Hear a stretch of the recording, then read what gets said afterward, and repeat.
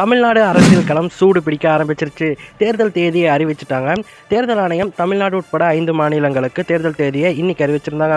அப்படியாக தமிழ்நாடுக்கு ஏப்ரல் 23 தேர்தல் நடக்க போகுது அப்படின்னு சொல்லிட்டு அறிவிச்சிருக்காங்க.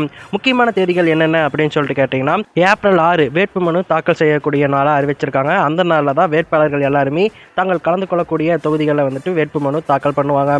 அதுக்கப்புறம் ஏப்ரல் 9 யார் யார் வேட்புமனுவை வாபஸ் வாங்க நினைக்கிறாங்களோ அவங்கெல்லாம் வேட்புமனுவை வாபஸ் பெறுவதற்காக ஏப்ரல் 9 வேட்புமனுக்களை திரும்ப பெறும் நாளாக அறிவிச்சிருக்காங்க தேர்தல் ஆணையம். அதன் பிறகு சரியாக 14 நாள் கழிச்சு 23 ஏப்ரலில் தமிழ்நாட்டில் தேர்தல் நடக்க போகுது. இந்த தேர்தல் எல்லாராலையுமே உற்று நோக்கப்படுது. இளைஞர்கள்லேருந்து முதியோர்கள் வரைக்கும் இந்த தேர்தலில் யார் ஜெயிப்பா, ரொம்ப டஃப் காம்படிஷனாக இருக்கே அப்படின்னு சொல்லிட்டு எல்லாருமே வெறி கொண்டு பார்த்துக்கிட்டு இருக்காங்க. தேர்தல் தேதி அறிவிக்கப்பட்டதால் மு க ஸ்டாலின் அவர்களுடைய பவர்ஸ் ஆனது குறைஞ்சிருச்சு. எந்தெந்த அரசு அலுவலகங்களில் மு க ஸ்டாலின் அவர்களுடைய படம் இருந்துச்சோ அதெல்லாமே அகற்றப்பட்டுட்டு வருது. அப்படியாக தமிழ்நாடு செயலகம் இருக்கு இல்லையா, செக்ரட்டரியேட் ஆஃபீஸ்லேயுமே பார்த்தீங்கன்னா முதலமைச்சருடைய படங்களும் அதே போல் அவருடைய மற்ற படங்கள், திமுக அரசு சார்ந்த படங்கள் எல்லாமே அகற்றிட்டு வராங்க. அது பார்க்கும்போது நிறைய தாவே கவிஞர், நாத்தா கவிஞர் அண்ட் அதிமுக கவிஞருக்கு ரொம்ப சந்தோஷமாக இருந்திருக்கும். ஸோ எல்லா புகைப்படங்களையுமே அகற்றிட்டாங்க.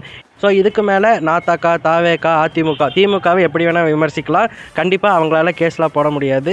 அதனால் தைரியமாக விமர்சிக்கலாம். ஏன்னா இது வரைக்கும் கருத்து சுதந்திரம் பார்த்திங்கன்னா தமிழ்நாட்டில் கிடையாது. ஏதாவது சின்னதாக எதிர்த்து பேசினாலே கேஸ் போட்டுருவாங்க.